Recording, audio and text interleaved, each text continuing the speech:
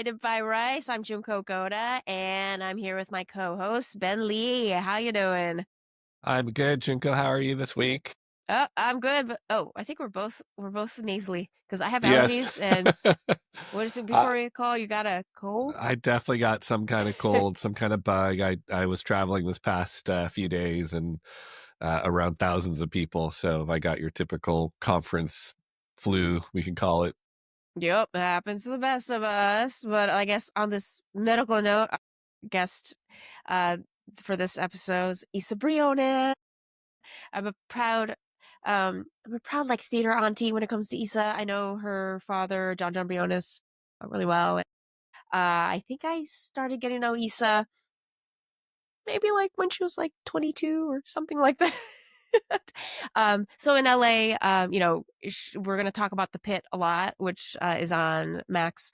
But before Pitt, the Pit, she a great musical theater artist. She was the youngest to be in Hamilton as Eliza. And yeah, and here in LA, she was in a production of Next to Normal at East West Players. And wasn't in between, and also in between shooting the Pit, she goes over to New York and does a play or a musical. So she's quite busy. hmm hmm Yeah, it was really, really great to have her though. Yeah, it was fun to talk to her. You definitely have some history with her family, and you mentioned John. Her brother's also an actor, right? Yes, her also an actor, and was a Final Destination's Bloodlines is his movie. The new one. Uh, the new one, yeah. Yeah. That just is that nice, summer horror flick. And then her father just got announced to be one of the characters in the live action Netflix Avatar for the upcoming Yeah. season. So very, yeah. And, we talk about this a little bit, but, amongst all that, Mama Briones, props to Mama Briones. She's keeping it all down. So, hopefully beyond Issa will, I think we're hoping to get the entire family in for an episode. That would be Yes. awesome. That's right, because her dad is brings in the Filipino into their family, right? So he's Yes. the He's he's the Filipino. Filipino, and then so she's half, right, Issa? Yes. Yep. Okay. Yeah. And Okay. then technically born in London, I believe. I think that's how it went. Okay. It's on their Yeah. Wikipedia. Well, we've had several episodes now already live, but she was one of the first to commit, but then had to do the show. I think a show on in New York. I think actually Yeah. not the recent one in L.A.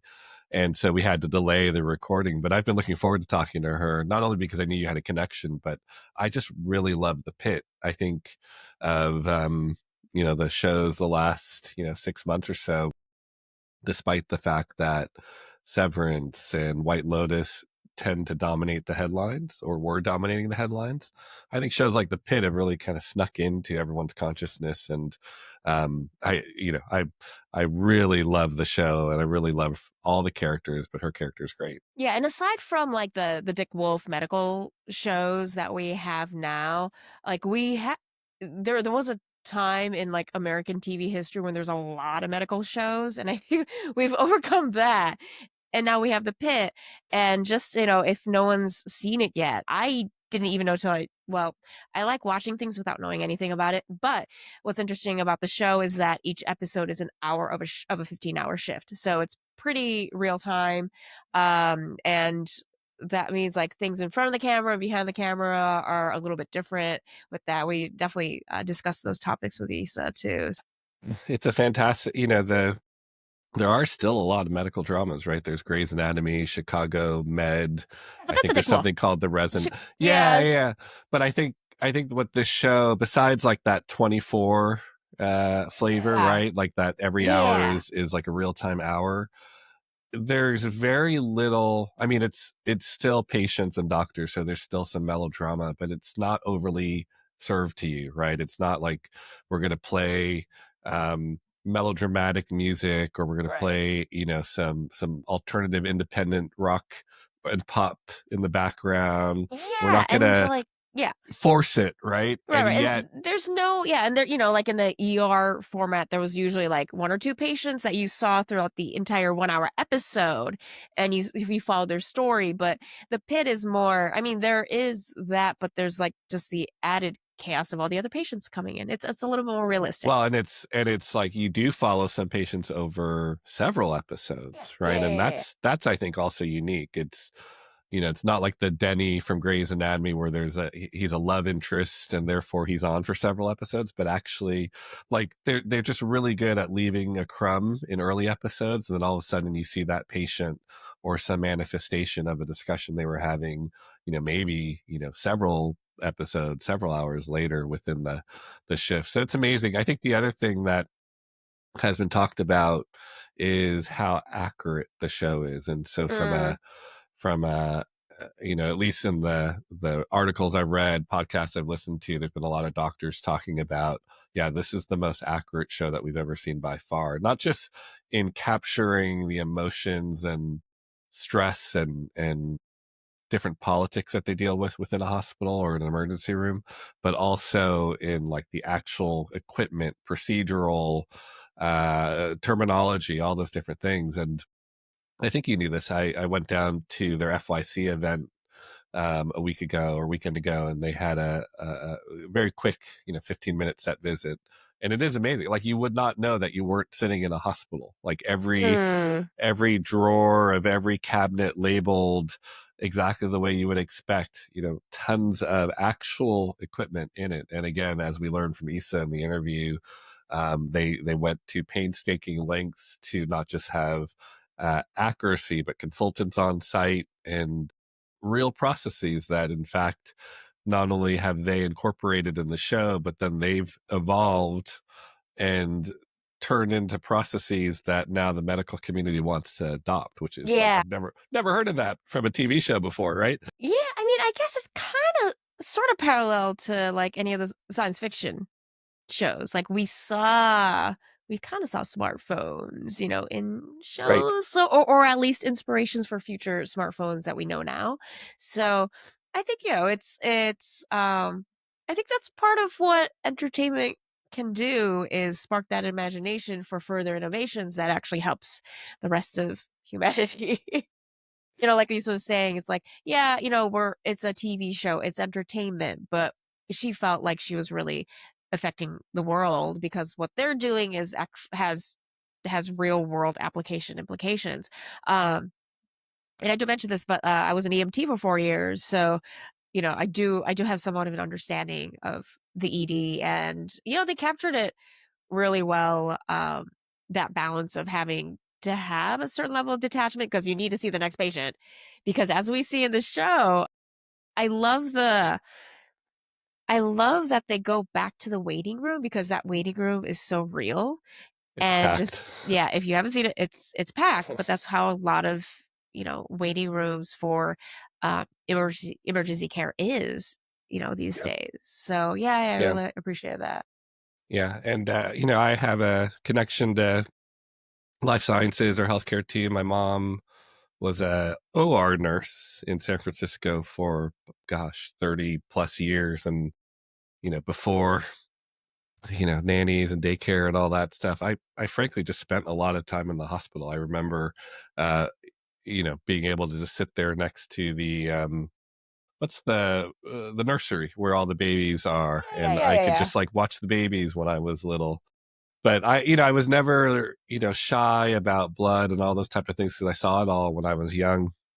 And then, as you know, and I don't talk about on this show or on the podcast too much, but I have another career in life sciences as well in biotech. So the show does really, I think, hit home for people who have any connection to that community. And I think to your point, not just Issa, but the creators, and I don't think we've mentioned Noah Wiley is not only the main star, but also one of the creators and writers and producers, etc.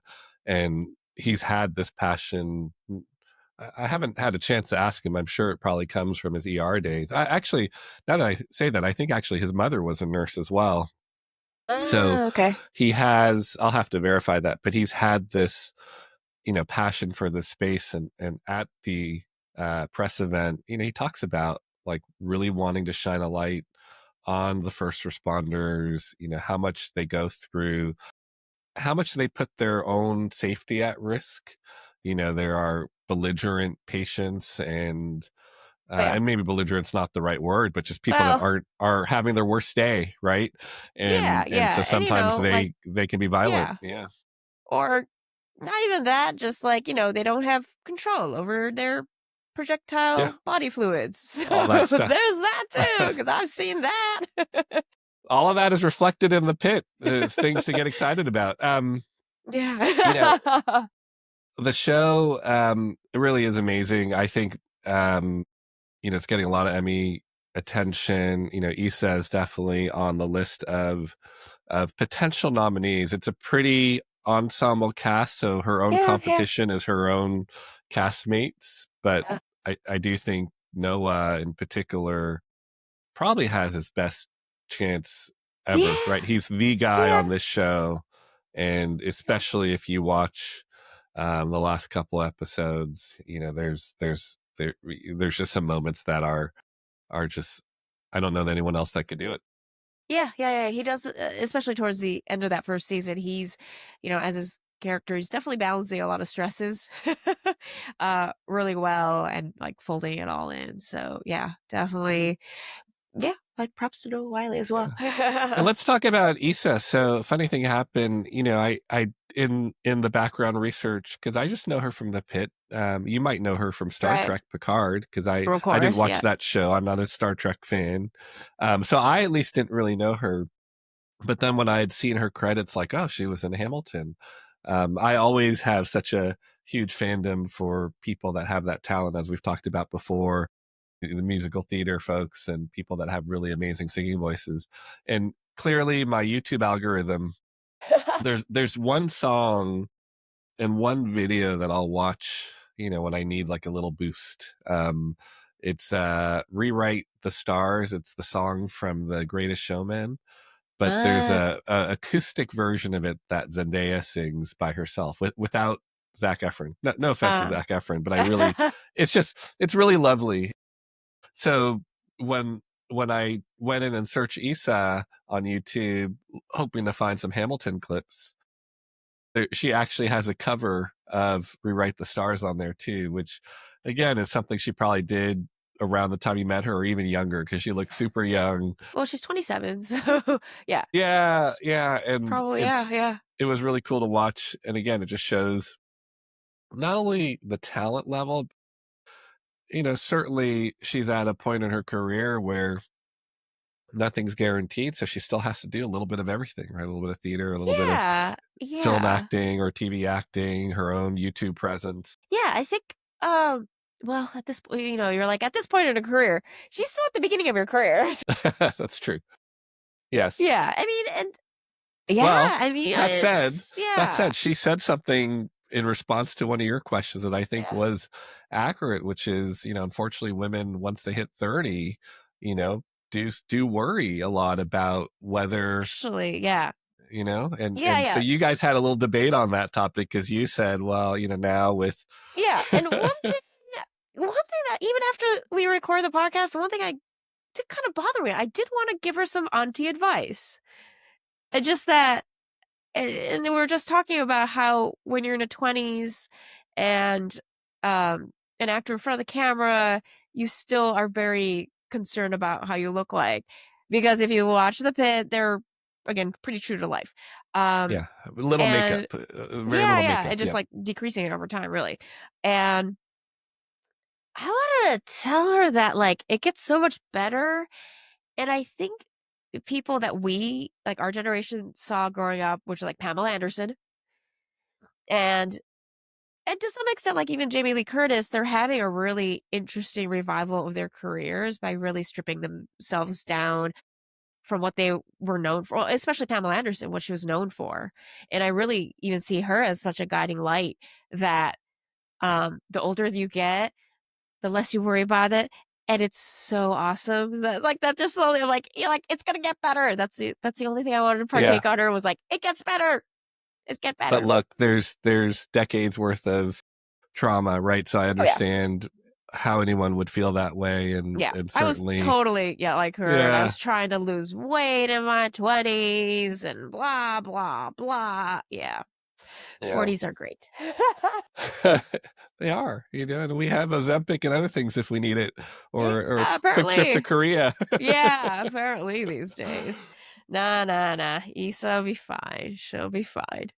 Yeah. Well, I think we could do a pretty short intro because she gave us Yeah. the gift of time. So we have about 30 minutes with Issa. Again, listen for the highlights of the pit, but also, I enjoyed that she got into detail on little things with you about, wardrobe change, and to Yeah, your or to the your lack point, of. yeah, and to your point, having to be stripped down and, ponytail, no makeup type of situations, which, again, for someone who's just maybe having her breakout now, probably a little bit of a vulnerable feeling, but she's amazing. Her character is Trinity Santos, Dr. Trinity Santos. If you don't know what we're talking about, we reference how she starts out kind of mean, kind of bitchy, tattles on Yeah, yeah. some of her coworkers, etc. Comes across competitive, but by the end, her character takes quite an arc and becomes one of our favorites. All right. Oh, So with yep. that, here is Issa.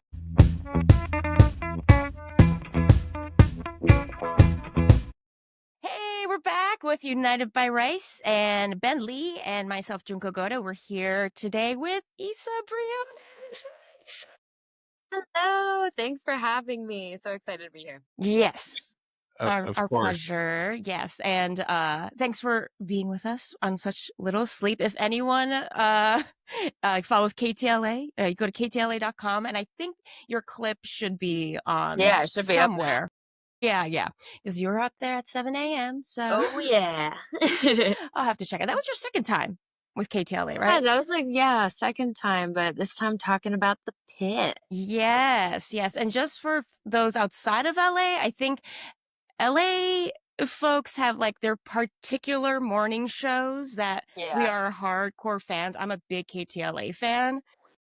Yeah, yeah. So if when I do red carpets and I see them on the red carpets, I try to say hi. They're so And Yeah. nice. now Melvin is there now who used to be an Yes. extra, so it's so nice to talk to him as well. Yeah, yeah. And I was like, I remember talking to Melvin too, and it's really nice, on the job and stuff. So cool. Yes. So the pit. Um, yeah, Ben, do you want to kick off with our first question? Sure. Sure, absolutely. Well, I was at the FYC event and you were on a wonderful panel yesterday. So we also know how late you've been working every night this week. Um, but I'm going to pick up from some of the discussion because I'm fascinated to dig in a little bit more. I mean, first of all, everyone's talked about this show and the medical accuracy of this show. And you guys talked about boot camp last night. I'd love to hear more about the boot camp experience, how long it was, what you were trained to do, Yeah. Oh, etc. and before you jump in, I just want to say, so I used to be an EMT in college for 4 years, and you guys definitely capture, although like most of the ED shows that come out, like everyone goes through their flavor of boot camp, Yeah. and everyone gets to that place of being able to portray it really Yeah. realistically. But I swear, like your girl, there's always that person somewhere in the ED. Yep. Oh yeah. No, Santos is a familiar character, and even outside of outside of the ED, I think we've all encountered that girl in life. So yeah, the terminology and stuff. It's your first medical show, boot Yeah. camp. No, no, I yeah, doing when we did season one, or we had like 2 weeks of boot camp, and our we had incredible three incredible ER doctors with us that whole time. Um, uh, actually four. It ended up being four. Like they would all kind of come in and out, take turns, and then also had a bunch of nurses there with us. We had a charge nurse there as well. And so we got to kind of get the lay of the land. Joe Sachs was kind of spearheading the whole thing, Dr. Joe Sachs, and he was really incredible. And we got to, of course, like go over the medical things, learning the technical stuff, and really what it felt, because it's obviously you're not going to learn how to be a doctor in 2 weeks, but That'd be the great. thing that you don't like think about when you're thinking about a medical show is like, all right, you start to say this jargon and you can memorize it all you want, but then you get in there and you're like, wait, where am I looking? Like, where am I getting that information from? And then who am I telling it to? And then where am I seeing that thing? Where's that stat? Like, where am I, all that kind of Yeah. stuff. And boot camp, I think, really helped with that, of just getting the awareness of like what questions to ask. Like, it's starting to be aware of like, oh, what are the, what is the point of what I'm saying? And then we also just got to really have, there were a lot of visiting doctors and medical professionals coming in, that we got to get the emotional side of it too, just like what the emotional toll of being in that profession, but specifically in a post-COVID world. And yeah, I talked about it a little bit last night on the panel, how it really struck me that every person we talked to got teary or cried at least once. And I think, you know, as us civilians who don't really understand the world of the medical field, like, you see a doctor and you're like, oh, they know what they're doing, they're very assured, and they wouldn't betray any sort of emotion, they do this every day, they must not feel anything. It's like, no, these people are human beings who put on a great front for you and to make sure that you are safe and you feel taken care of. But at the end of the day, everyone's human. It's humans taking care of humans, and these people are seeing our worst days, one after the other. And of course, that takes a toll, and that rubs off on them, because we're all empathetic human creatures. And that was really, I think, the biggest takeaway from it, was seeing just the human effect of what these amazing heroes do. Yeah, absolutely. And you mentioned that you can memorize lines, but did you become motivated to actually understand all the medical terms you were throwing out there, whether it was procedural, whether it was drug names, or, anatomy? Yeah, no, anytime like you see it in the script, it's like, okay, here's something new. Here's a new thing I'm learning. And they also always like give it like the phonetic kind of spelling it out so we can pronounce it right. But then I always I'll like look it up at home first, and then when we get in there on the day, we also have like a good time of rehearsal before we even start bringing cameras in, because we want to make sure that we have our choreography down pat, and then cameras come in and then we just shoot. Like, there's no lighting setup or anything. It's just like, it feels very guerrilla style documentary vibe, because the camera's just fitting in where it can. Yeah. And so when we get in there and we have that great rehearsal time, and always have doctors there with us explaining and choreographing it, that's when we're like, okay, I looked this up, but like, can you tell me a little more about it? Like, what would I be doing? Even especially in the moments, like, you know, it's really choreographed when you're doing a procedure, but then there are the parts where you're kind of on the sidelines of the thing, and then you're like, what am I doing? Like, I can't just be standing here. Like, there must be something I'm doing. And those are, I think, even trickier in a way, because you don't have a full goal that you're going to do, because you're obviously not doing the procedure for real, but you're like, okay, I guess I'll Right. pass You're supposed to be this IV. anticipating. I'm gonna pass Right. this IV. I'm gonna pass this scalpel. I don't Yeah, know, yeah, but yeah, yeah, yeah. they're Yeah, there to as help us with Santos, you'd that. be anticipating what they're doing when you're watching, and Yes, you're like, exactly. I need the playbook. You're Yes. like, I'm not the real thing. No, Yeah. truly. And the interesting thing, come to think of it, especially if with your guys' ED and the lower ceilings, is that like the lighting is consistent. So there's Mhm. really no much less downtime between setups then. So Well, you're yeah, going no, really fast.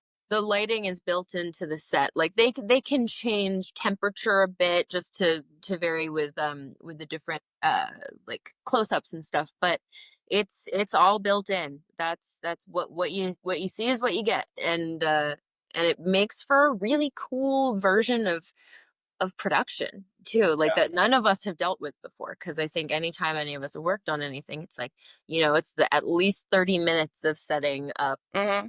and You're you're like, just time to go to the waiting. bathroom. Time to get that Yeah. coffee. And also, it's like, sometimes if you're on something for a long time, or like, or if you're like, oh, this is easy enough, sometimes people use that downtime as like, that's when I learned my lines.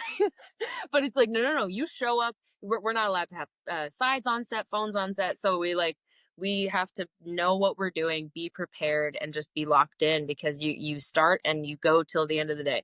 Which kinda, is very natural for you coming from theater. I find that, I guess more on-camera actors in your age range these days Yes.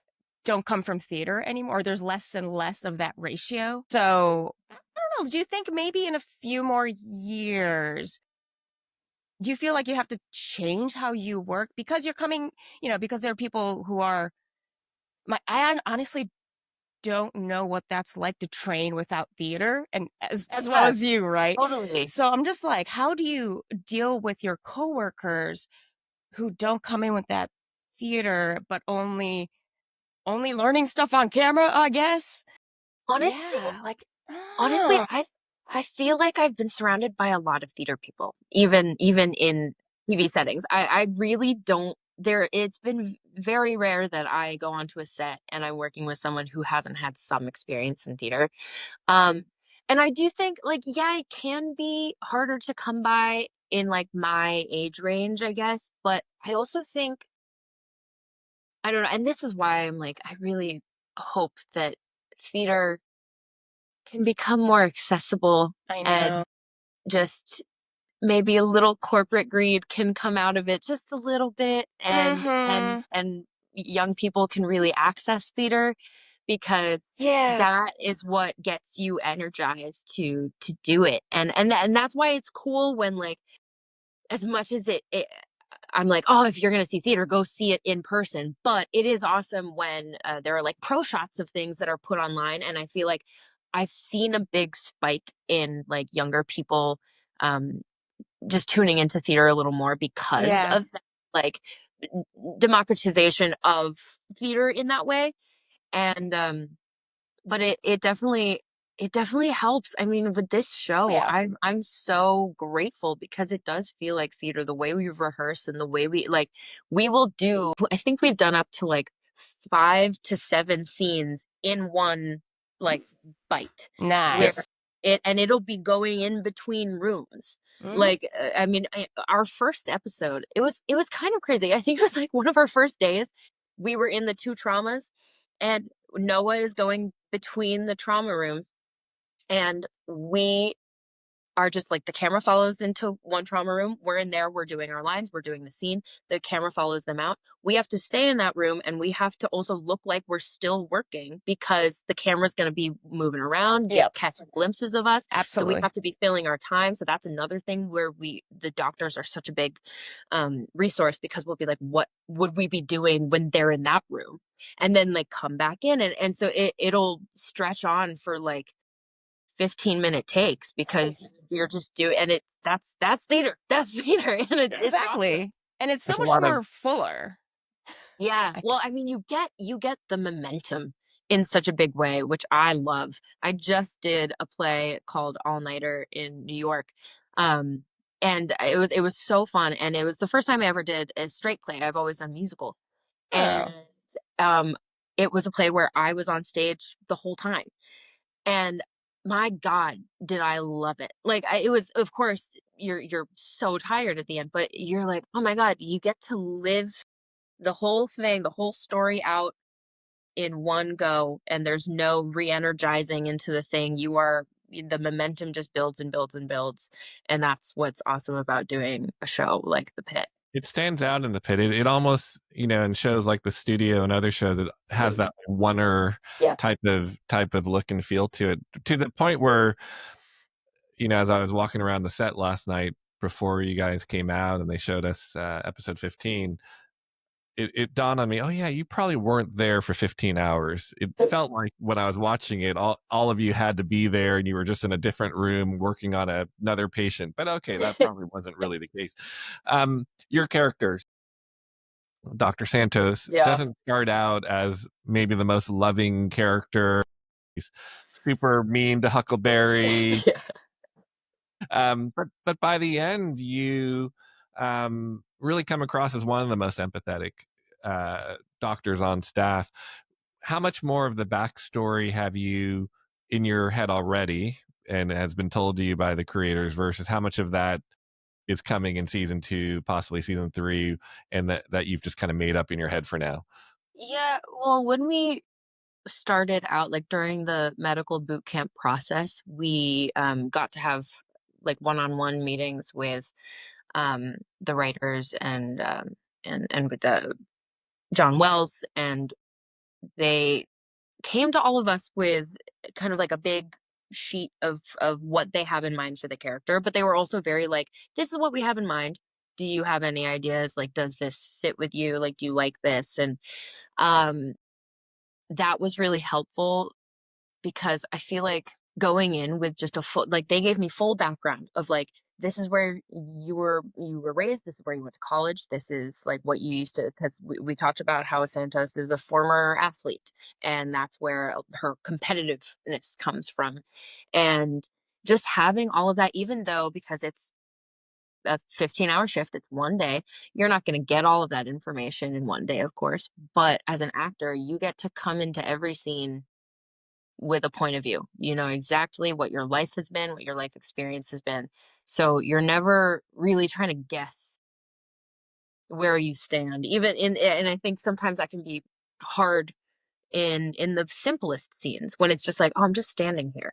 What am I going to do? Sometimes you're like, I feel like I'm useless. I need to fill the time or whatever. And it's like, oh no, when you have all of that living inside, you know, your body just kind of immediately slips into, I know how I would be reacting in this moment. I know how I would just be living in this moment.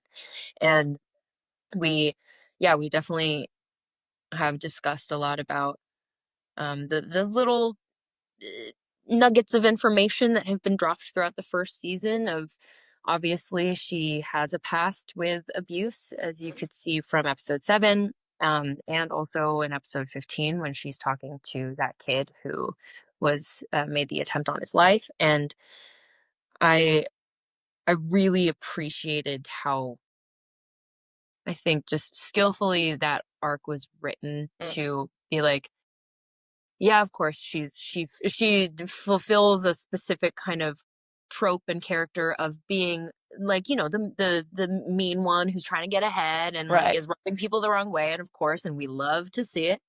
But you also get very well timed and impactful moments to know like, oh, there's something deeper going on here. Um, and that, I think, to me is really exciting because especially as a female actor, like playing complicated characters doesn't always happen. Yeah. Yeah. It could be kind of few and far between. And with this, like having such a a, a variety of responses from the audience of how they respond to Santos is like my favorite, because I'm like, oh, I love to be divisive. That means it's complicated. That means that there's no black or white answer. It's everyone has their own response to her because everyone's had their own experience with this type of person. Yeah.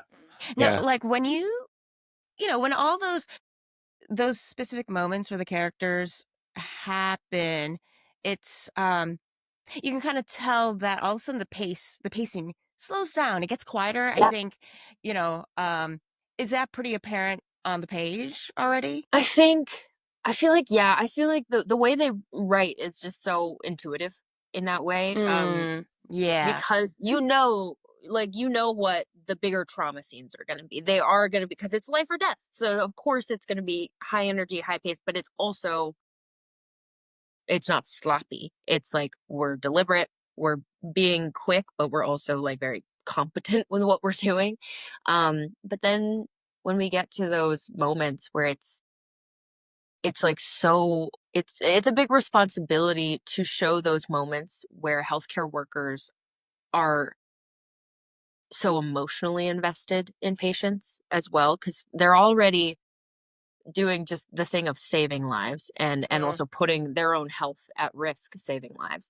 But then you're also seeing like, oh, they don't get paid nearly enough for the amount of care that is provided, because Mhm. it's not just the physical saving. It is, there is, I mean, when we've talked to actual healthcare professionals, the way that they'll just bring up the craziest stories of like, yeah, like this this elderly person came in and then we were taking care of them for a week, and just like and being like their kid because they had dementia and they thought that we were their kid. And so we Mm-hmm. like, and the way that they have formed these bonds and fill in all these gaps that are so beyond the bounds of being a doctor or a nurse, but they do it because they care. And I think those quiet moments in the show really reflect that reality of like the care doesn't stop at just the physical wounds. Yeah. It goes way beyond that. That's a Yeah. fun part of the show. The few folks that are just kind of sitting around in wheelchairs Yeah. that have friendly banter, and they're not really playing key roles or key patients or yeah, My God, who plays Earl? God. But those are the special details that I yeah, think make the healthcare workers that watch our show go like, oh, this is so real. Because yeah, they have those people who are there because the ED is the only place they can go. It's right. the only place they can turn to. And the ED ends up to be this catch-all for humanity. And they are not nearly funded enough as that, but it is what it is by the systems that be. Yeah, and just to share a personal experience, like another layer, at least on the EMT side, is that um, you're only given those few minutes or few hours with that patient. Like as the Yeah. EMT side, we drop them off Yes, yeah. and then we don't know. Like I remember dropping off a girl who had fractured her C2. So I Mm, don't know if she was going to be paraplegic for the rest of her life. She was only 19 or 20 at the time, but God. that was it. Dropped her off, and you let the Yeah. doctors handle it, and you just walk off. And you sometimes wonder in the back of your head, but that's the What same happened? with any of the ED folks, and some, as I think, yeah, we see a couple patients who will just like, I'm leaving, and that's Yeah. sometimes all you can do. And that's like also that reality when you are in the show, when you are connecting with those patients, that there's possibility, you might, that is as much care as you can give them. And that's the really realistic grounding Yeah, that yeah, absolutely. they bring to it, for sure, for sure. Yeah. um I have a really, just to completely switch gears, but I have a few production questions. Okay. Hello. When I was watching, I was thinking, I was like, damn, costume department must have it easy. So you guys are wearing the same, although continuity is going to be hard with the blood. Continuity can get hard, but no, it is pretty nice to just be in like one thing the whole time. Continuity gets interesting because it's a day. And so keeping the looks all the same and also showing, but while still subtly showing like people being run down throughout the day as well. Like, so hair and makeup really comes in with that of like, we started it out with very little hair and makeup to begin with, because it's like, these people are going to work. They're not like Yeah, done. we're going to dirty you up. But um, we started with very minimal, and then throughout, like halfway through, the makeup artist was like, "We're gonna kind of not really be putting much foundation on you anymore. We're not doing anything." I was like, "Cool, that makes sense." Skincare, Which, it's great for the skin, less yeah, foundation. which I think is interesting because it can be like nerve wracking. Again, as a woman in this business, I think like something gets triggered by that where you're like, "Whoa, I'm not going to be done up. I'm not going to be like, I'm going to look like myself." And I thought that that was like a really interesting kind But of then thing to be brought up. that a little bit with all Yeah. of our self-taping these days, I've noticed that, the camera already gives you a little sheen, Yeah. a nice little foundation thing. So that's the opposite. I've been like gotten used to doing makeup and Yeah. getting used to seeing myself with that much makeup Yeah. instead. What do you think about that effect? This, Well, I post-COVID world. I think, but it's still, there's a thing about, I think there's a difference between like self tape and like the whole world is seeing you kind of thing. And like that, In I don't know. It drums 4K, up a right? lot of it Yeah. drums up a lot of stuff, especially for like, I mean, I'm very young, but like the unfortunate reality of this business is like women over like even 30 start to be like treated like they're geriatric, and it's just like, and it's crazy, and but that like seeps in. And so it was like interesting to have that moment of like, oh no, we're going to do a real show, we are showing reality, and that's good, and that's beautiful, and that's real, and that's what people want. And We're not trying to put yeah, some glamorous version of what the that's the healthcare system shift. is, because it's not glamorous at all. And I think that's again what makes people love it so much, is like, oh yeah, I'm not seeing like the most done up glamorous person who's worked a 15-hour shift, and you're like, that's not real.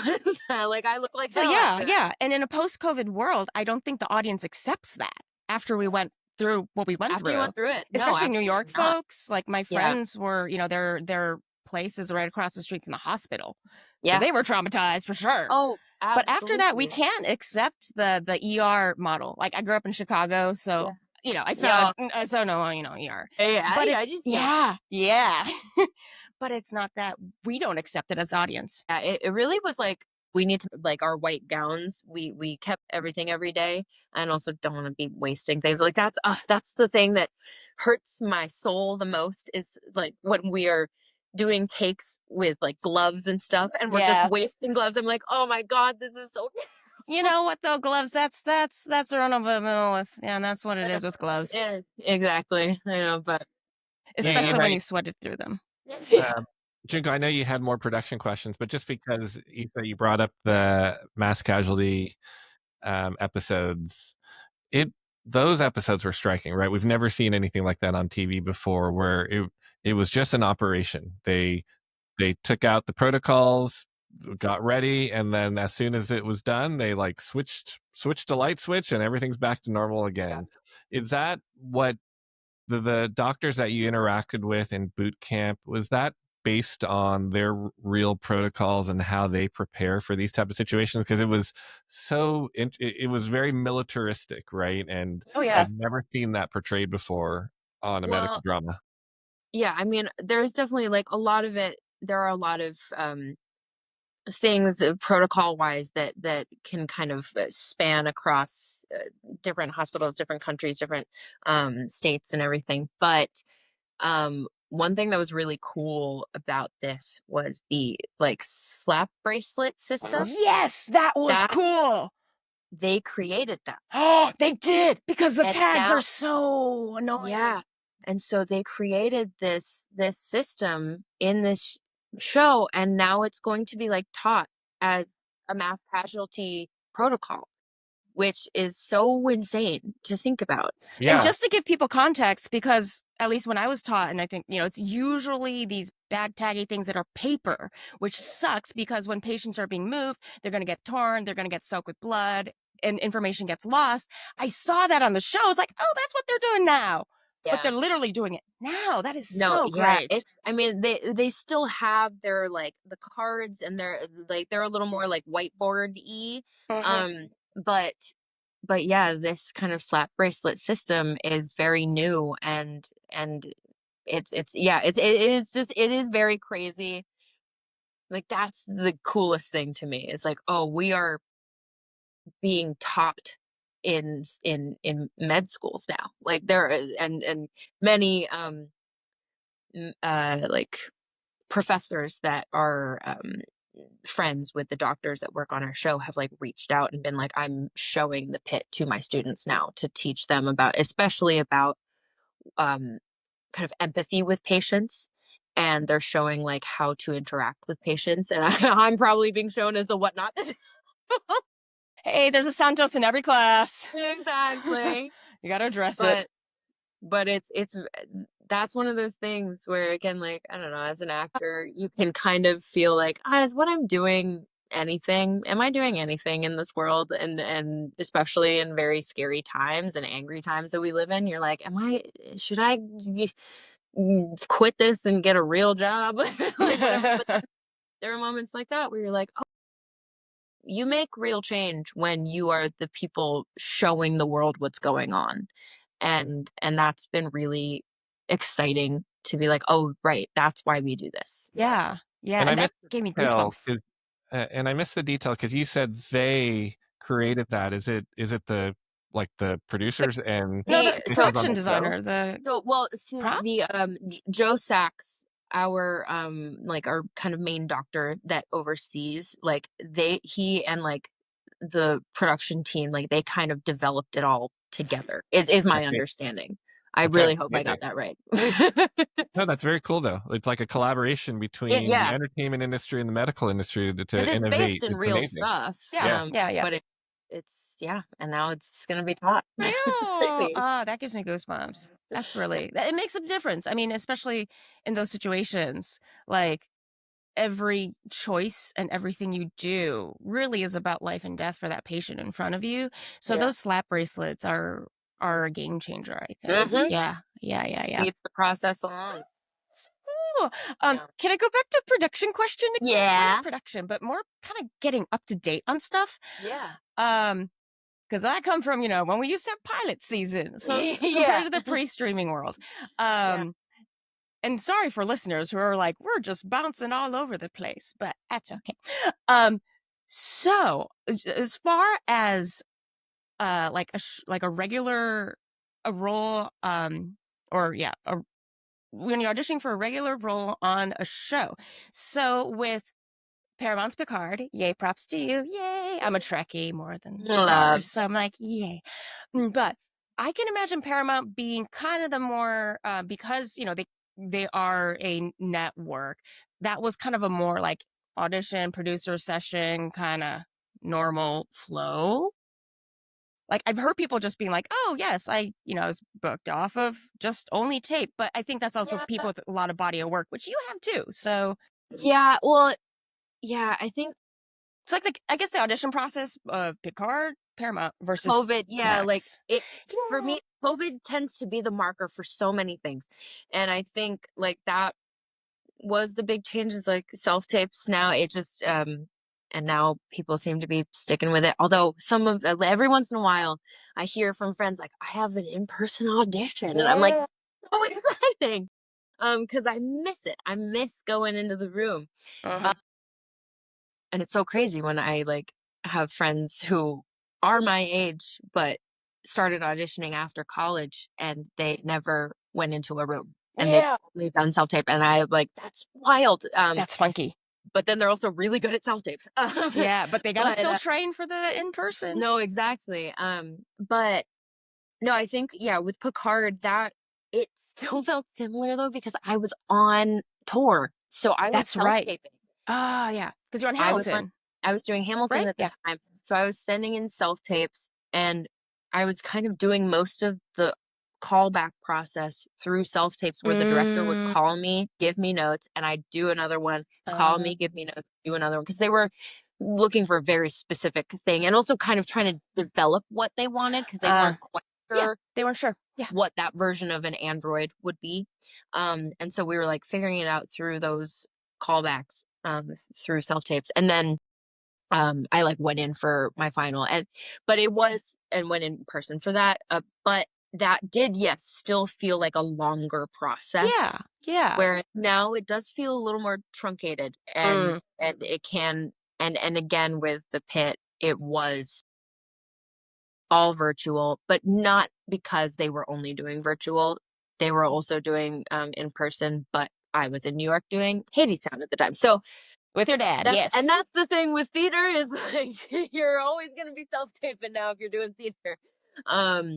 But yeah, it definitely is a very different landscape. It's very weird. Like even I was thinking about like how we and it's come back a little bit, but like we did upfronts for Picard and that hasn't happened as much since. It's starting to like I've seen a couple happen, but it's like, oh, that there's something that didn't quite come back. And like it is really crazy to see how like COVID and also like double whammy strike, like just so much changed in our business that I think like again I'm young and I'm grateful that it's a little easier to kind of learn on the job. But for people who have only known one thing for so long, it's like that's a crazy new landscape to learn when you're just trying to survive and make money and Yeah, just yeah, get yeah. a Actually, I job. was at a our local LA local SAG Yeah.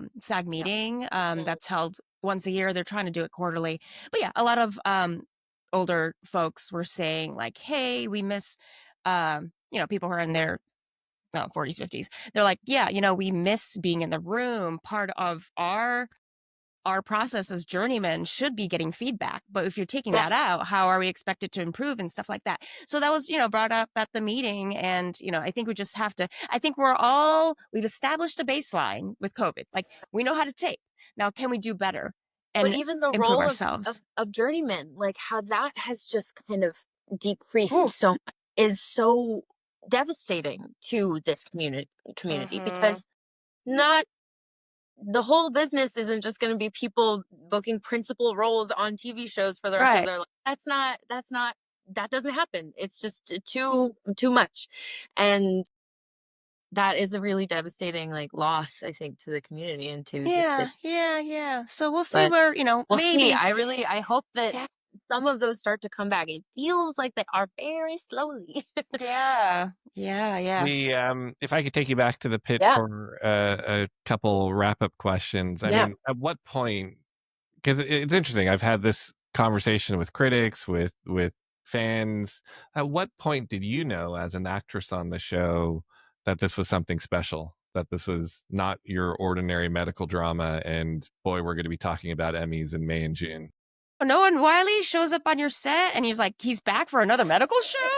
Noah Wiley's back for Well, another medical show. It better be good. well, I've like it's funny because I'm not a big medical show person. Like I didn't I grew up like seeing ER on the TV when my mom would watch it and stuff, but I am not like a Grey's Anatomy girl. I'm not I just it has never fully called to me. But then so it's not like I didn't really have a whole lot of comparison like reference for that, but it did feel like from the beginning I could tell it was gonna be special. I didn't necessarily know that it was gonna be watched. Like, I think you never know with that kind of Mm-hmm. stuff. You can tell that something's gonna be good, but sometimes good stuff doesn't get an audience, and that's just Mm-hmm. the way it works. But I think from the beginning, because when I was auditioning, Noah, like it with the kind of a breakdown came a note from Noah Wiley saying like this is the kind of show we're making. It's an ensemble piece, a true ensemble piece.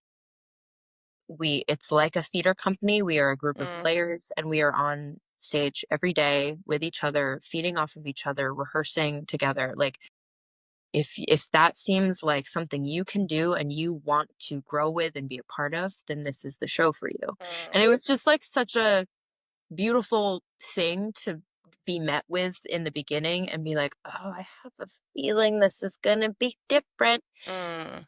And it also just gave me a sense of who our leader is. Yes. And it's really nice to have a number one that you're like, I really believe in this person. They're kind. They care for me, care for us, and care for what they're doing. They're not just coming in to make a paycheck. They're coming here to tell a new story and they're passionate about it. And that was, I think that right when I knew something was going to be different, like that it was going Mm. to be special, but it didn't really hit me until like 2 months ago that I was like, oh, people are really watching this. Like, Yeah, yeah, yeah, because yeah, in the yeah. beginning, we were still filming when it was first coming out. We were still Oh, filming. yeah. And Yeah, and so you're not out with the people as much. You're Right, kind of right. in your thing. You're hearing like, oh, people are watching, people are liking. That's awesome. Like we're number one. That's really great.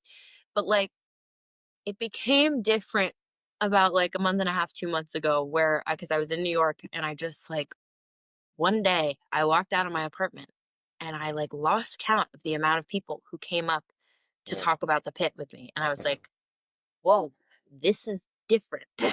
Like, I'm not used to this because I've done things before, but there have also been niche things, because like Star Trek has its specific community, and like Goosebumps has this specific younger community. And so it was very different to be like, oh, like everyone, a wide variety of demographics are watching us. There's not just one specific subset. It's like everyone wants to tune in, and that's been very Yeah. exciting. Well, and congratulations. I don't think you would have been at the event last night if people didn't think that you yourself are a contender. No, thank you.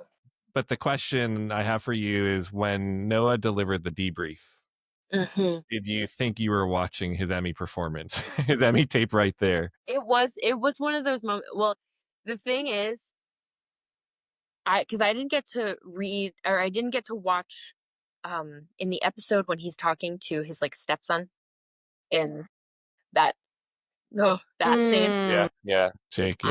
I didn't get to like watch that be filmed, because obviously that was between them and in a small room.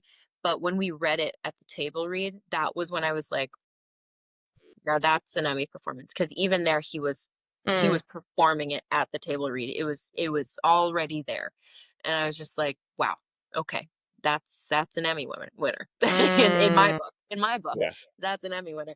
And when we did the debrief, it's that it just kind of kept solidifying. Like every scene I saw him, I was just like, oh my god, like what? How are you? It's kind of like mystifying when someone is that good. You're like,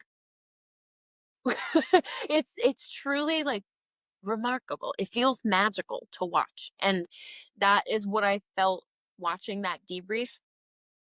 Because also it was our last scene that we ever shot of season 1, because they wanted it to be, emotional. They wanted it to be kind of a signifying moment of the end of that chapter. And so that was our last scene of the season that we shot, and it just the way it mirrored real life, because he's standing there thanking us for the work we have done and for the time, energy, blood, sweat, tears that we have put into it. He was talking to us as characters, and he was also talking to us as actors, as friends and his family. And like it was so hard not to get emotional there, because I was like, Santos wouldn't cry this much. Santos wouldn't cry this much. Keep it together. Come on, Santos. I'm sorry, come on, Santos. Noah Wyle cries, and I'm just bawling. Yeah. I can't. If we were on an airplane and there was an incident and they announced, hey, is there a doctor on the airplane? How long do you think he would wait before he stands up? I think he'd wait. He'd look around. And if no one was going up, I think he'd be like, okay, like what's going on? Because he knows a lot of stuff. I would trust him with quite a bit of my life. I think that's, I know it's scary to say, but I think it's right. I mean, he's been playing a doctor for so long. He's been studying it for so long. There's that urban legend that I know is true, that he sutured the costumer's finger back when he was on ER. Oh, amazing. He'll never confirm or deny that. Right. That's the urban legend. Nice. Well, Junko, you have any questions to wrap up? Yeah, I guess. I think we just have to have your entire family on, because your dad just got announced for Avatar. Your brother just has blah blah scary movie. Something. Final Destination. Thank you. Bloodlines. Yeah, Final Destination. Bloodlines. And then you. And then meanwhile, your mama's keeping it all down. Mama Briones. Good Lord. Literally the reason any of this happens. No kidding. Literally, obviously, I wouldn't be here without her. She's my mother. She birthed me. But she is the reason that we are able to do and stay sane. And we probably drive her insane. Yeah, probably. Yeah. But no, she's the heart and soul of our family. Keeps us going. Yeah, I would just love to have you guys. Have you guys ever done an interview as a family? Let's do a family. I think we've done maybe like a few print. Oh, but we should come on. We'll do it. We didn't even dive Filipino into Von Trapp family. Exactly. We didn't even dive into any Asian not culture. really. Yeah. But you can sing all parts, so that's sing all the parts. Yeah, I was like, pick up the family, but no. We'll have y'all back for We'll do that. yeah, because that's a whole other That's a podcast whole right other there. thing. Yeah, Thank all you. right. Thank you guys so Thank you. much. This Okay, was so so I'm gonna wonderful. wrap it up with Yeah. a question because we're called Yeah. United by Rice. Yes. We always ask, what is your favorite rice dish? And it could also, and rice and noodles also count. It could be your favorite dish of now or your entire life. What is your favorite rice dish? It's a boring answer, but chicken adobo. Mm. That's just, I mean, doesn't get better. That's home. That's what my dad would make every week. And the smell of coming home from school and smelling the rice cooker and smelling like, oh, it's just The so adobo. good. Nah. So good. It's so funny because I remember one little tangent. I would come home from school with my friends, my white friends, and they would be like, "What's that smell? Like, what's that? What? Your house smells like something. What is it?" And I was like, "Rice." They were like, "Well, that's what it is." And I'm like, "That's crazy.